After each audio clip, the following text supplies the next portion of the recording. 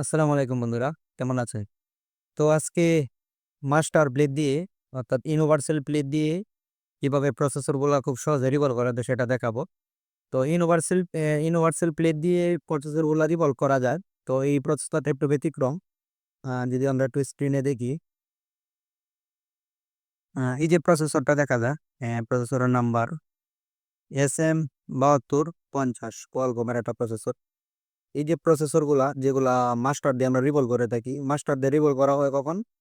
যখন প্লেটটা পাওয়া যায় না, সেম প্লেটটা বা প্লেটে কোনো প্রবলেম থাকে, তখন আমরা ইউনিভার্সাল প্লেট দিয়ে এটা রিভলভ করে থাকি। তো ইউনিভার্সাল প্লেট দিয়ে এটা রিভলভ করার জন্য এর আগে আমাদের একটা কাজ করতে হবে। এই কাজটা হচ্ছে, দেখেন, এই যে এখানে দুটা পয়েন্ট আছে যেখানে একটা ক্যাপাসিটর থাকে। এই যে পয়েন্টটা, এই পয়েন্টটা কিন্তু মাস্টার যে ইউনিভার্সাল প্লেট আমাদের এই পয়েন্টে নাই। যেহেতু এটা সেম প্লেটটা আমাদের কাছে নাই, তাহলে এখন যদি আমরা এভাবে রিভলভ করি সরাসরি, তাহলে দেখেন প্লেটটা আমরা যখন বসাবো, আমরা যখন প্লেটটা বসাচ্ছি তখন সব ঠিক আছে, কিন্তু এই যে যেখানে আমাদের ক্যাপাসিটরটা ছিল ওই জায়গাটা ম্যাচ করছে না। তো এই জায়গাটা ম্যাচ না হওয়ার কারণে যখন আমরা মাস্টার প্লেট দিয়ে এটা পেস্টটা লাগাবো বা কাজ করব, বিভিন্ন প্রবলেম করবে, জায়গাটা উঁচু হয়ে থাকবে বা বের হবে না, একটু প্রবলেম করে। তো এটা রিভলভ করার একটা টেকনিক আছে, তো সেটা এখন শেয়ার করবো আপনাদের সাথে। তো এখানে জাস্ট আমরা এই দুইটা জায়গায় ইউভি দিয়ে দিব। আমরা জাস্ট এখানে একটু ইউভি গ্লো দিয়ে দিব।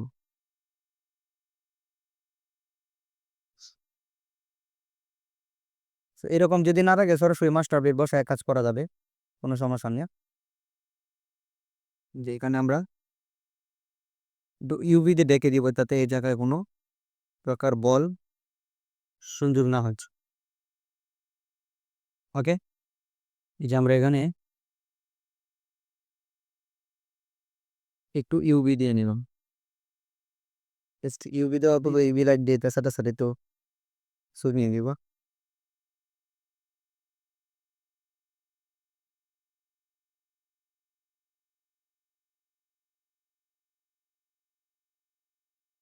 10 থেকে 15 সেকেন্ড পিট দিলেই হবে।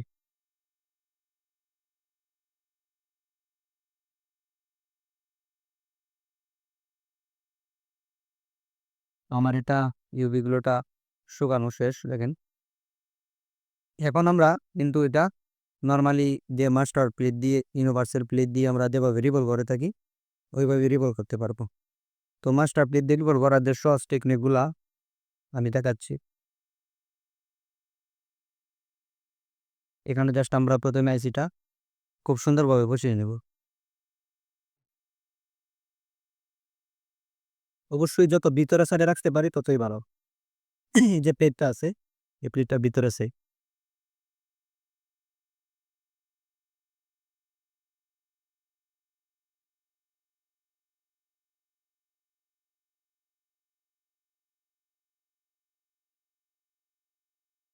ঠিক আছে,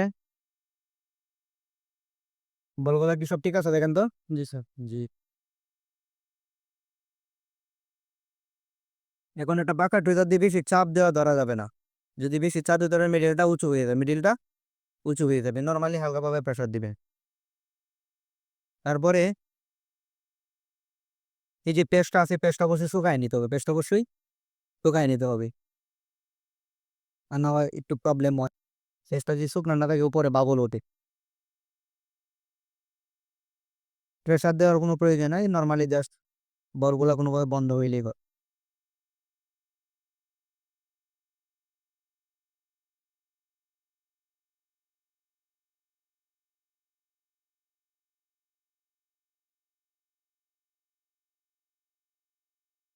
উল্টোভাবে চাপ দিয়ে আমি আবার পেস্টটা, অতিরিক্ত যে পেস্টটা সেটা তুলে নিচ্ছি। ঠিক আছে, একদম ক্লিন। এখন হট এয়ার গানটা জাস্ট হিট করবো, অবশ্যই হিটটা আমার দূরে থেকে দিতে হবে, ধরে রাখবো, আর কিছু করতে হবে নর্মালি। এক এক সিরিয়াল অনুসারে বল খাওয়া হচ্ছে।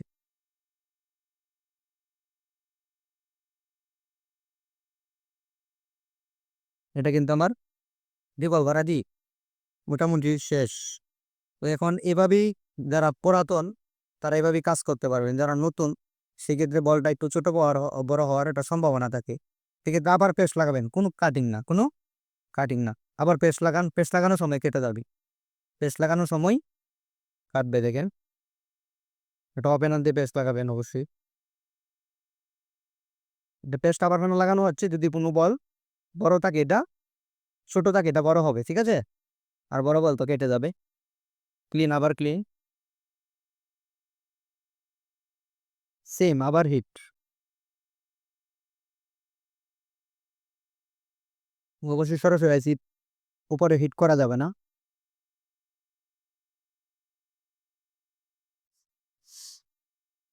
ঠিক আছে, আমার এটা বল করা কিন্তু প্রায় শেষ। এখন আমরা যদি সবগুলো সমান হয়েছে কিনা এটা যদি একটু চেক করতে চাই, বা নতুন যারা এটা চাইলে চেক করে নিতে পারেন, এটার জন্য কি করবেন, জাস্ট সবগুলো বল একবার তো কাটিং করেন। দেখেন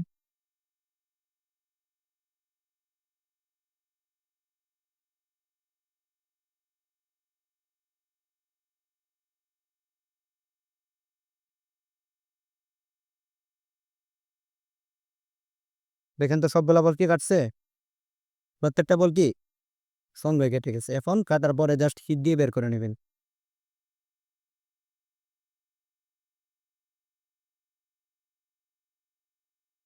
কোনো আর পেস্ট দেওয়া যাবে না, যেহেতু সবগুলো বল কাটছে।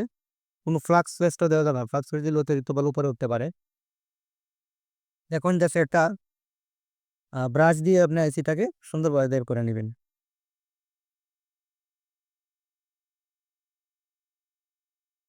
এই যে আমরা একটা ব্রাশ নিলাম, এখান থেকে ব্রাশ নিয়ে জাস্ট হালকা করে ধাক্কা দিব, আইসিটা নর্মালি বের হয়ে যাবে। এই যে দেখেন এসিটা বের করে নিলাম। তো আইসিটা কেমন হয়েছে রিভলভ করা একটু ক্লিন করে দেখাচ্ছি। যেহেতু মাস্টার দিয়ে রিভলভ করা, এটা অবশ্যই কি ব্রাশ করতে হবে, ঠিক তো।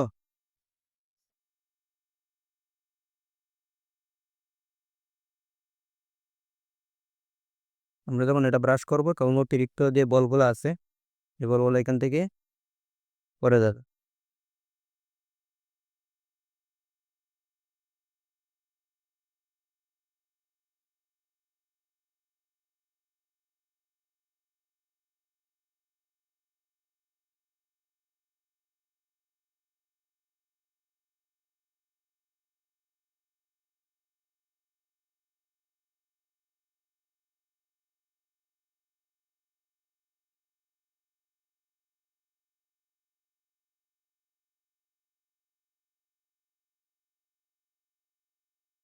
এই যে দেখেন আইসিটা আমরা একটু শুকায় নিচ্ছি অল্প একটু হিট দিয়ে।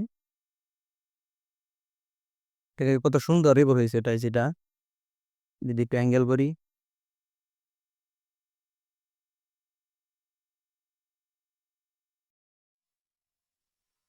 ঠিক আছে,